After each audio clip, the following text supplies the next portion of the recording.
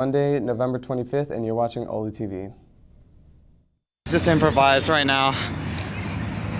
It's rolling. My name's Tyler, and welcome to Oly OlyTV. TV.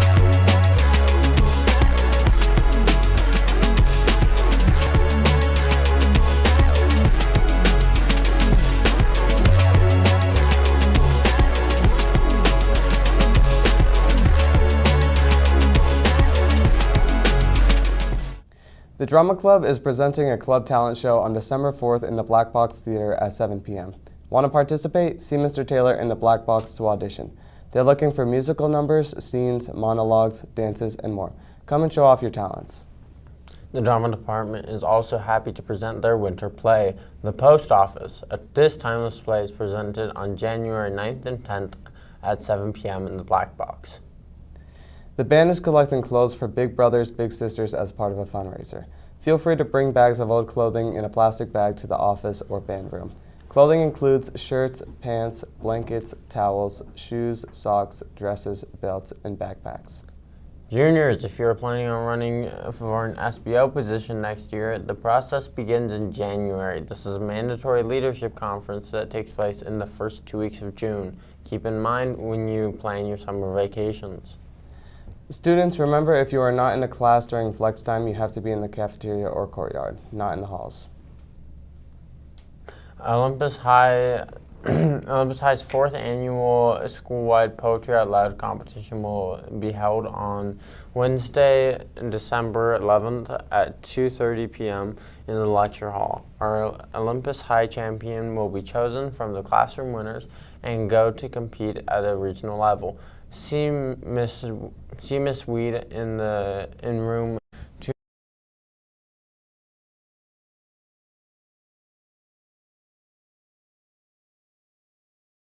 From college football to the NFL, there were wild finishes and results that made the sport of football the greatest in the world. Let's get into what happened this crazy weekend. Starting in Tempe, Arizona, the Sun Devils pulled off the upset against BYU 28-13. Boy, did they try to give that game away. After having the ball on the 4-yard line with about 1 minute left to play, they decided to try and run the clock out by going backwards. It seemed like it worked at first and the crowd rushed the field, but the officials reviewed the play and put 1 second back on the clock, which gave BYU one final Hail Mary chance to win the game. Before that, though, ASU had to get the crowd off the field and put the goalpost back up. After that 20-minute delay, BYU finally threw one final pass into the end zone, which was caught 3 yards short. And as you can see right here, the crowd rushed the field once again. Further chaos ensued in the Big 12 as Colorado got upset by Kansas, who became the first team in NCAA history to have a losing record and win 3 straight against ranked opponents. They are the cause of all this chaos as they have knocked off Iowa State, BYU, and now Colorado 3 weeks in a row. Then, Iowa State somehow snuck back into the picture and are the favorites, along with Arizona State, to make the Big 12 championship after narrowly beating Utah, who had no business even being in that game. Thanks to a pick-6, a block punt touchdown, and fifth-string quarterback Luke Botari, the Cyclones found themselves down 28-24 late in the game, but they stepped up and put together a fantastic drive to end up winning 31-28. We now have 4 teams tied at the top of the Big 12 at the top of the Big 12. If Arizona State and Iowa State win their games this next week, they are playing for a playoff spot in the Big 12 championship. If one of them or both don't, it opens up the door for BYU and Colorado to sneak in.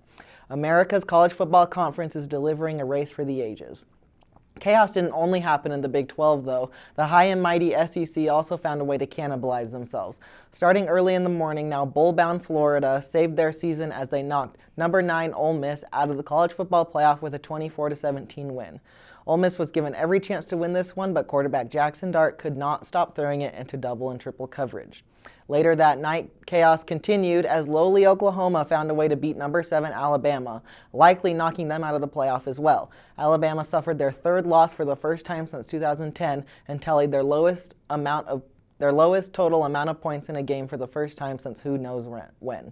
24-3 was the final score as Sooner fans stormed the field for the first time since 2000. There was yet another field storming later, this time in Auburn, Alabama. Auburn came into this game with a 4-6 record and with a 1-5 conference record. That didn't stop them on Saturday night, though, as they put up 43 points against number 15 Texas A&M in a 4-overtime thriller. The Aggies were able to keep up but dropped the game-tying pass in that fourth overtime to lose 43-41. Somehow they are still alive to make the SEC championship. The winner of the renewed Texas and Texas A&M rivalry will face Georgia in the conference championship.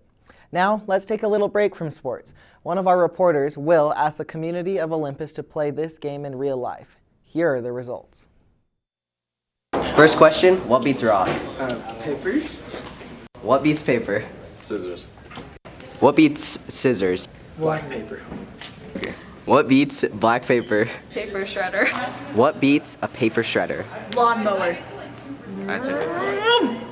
What beats lawnmower? Nuke. What beats a nuke? Hydrogen bomb. What beats a hydrogen bomb? A black hole. What beats a black hole? Probably a bigger black hole. What beats a bigger black hole? A conspiracy theorist. What beats a conspiracy theorist? I think that's a conspiracy theorist. What beats a tapeworm? Maybe ice. What beats ice? The sun. What beats the sun? Me, I'll eat it. What beats Roberto? Burger King and a treadmill. What beats treadmills and Burger King? American obesity rates plus Prime and Feastables. What beats obesity, Prime, and Feastables? Literally anything else. It's terrible. It's way too sweet. Feastables is, it's good, but it's like twice the price of a normal candy bar.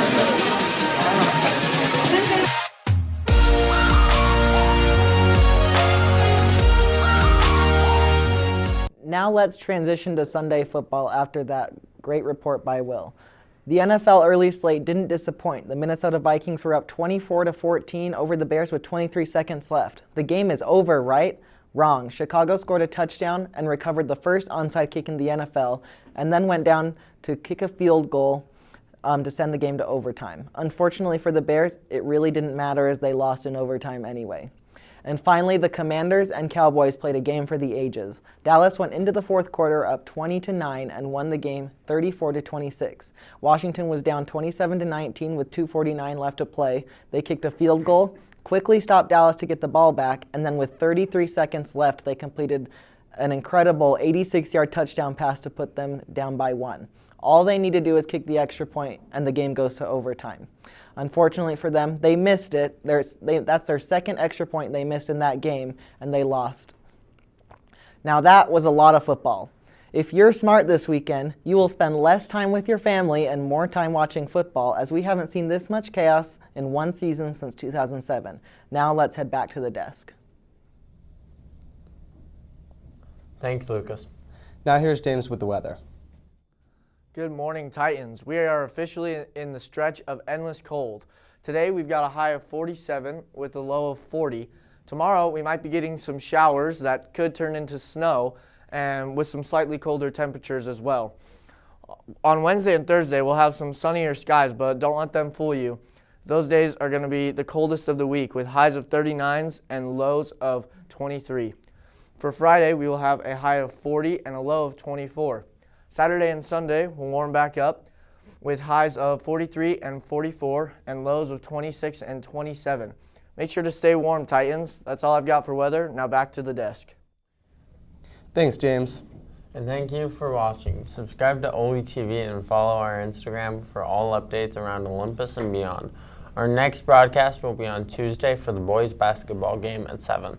Have a miraculous Monday, and we'll see you back after Thanksgiving break.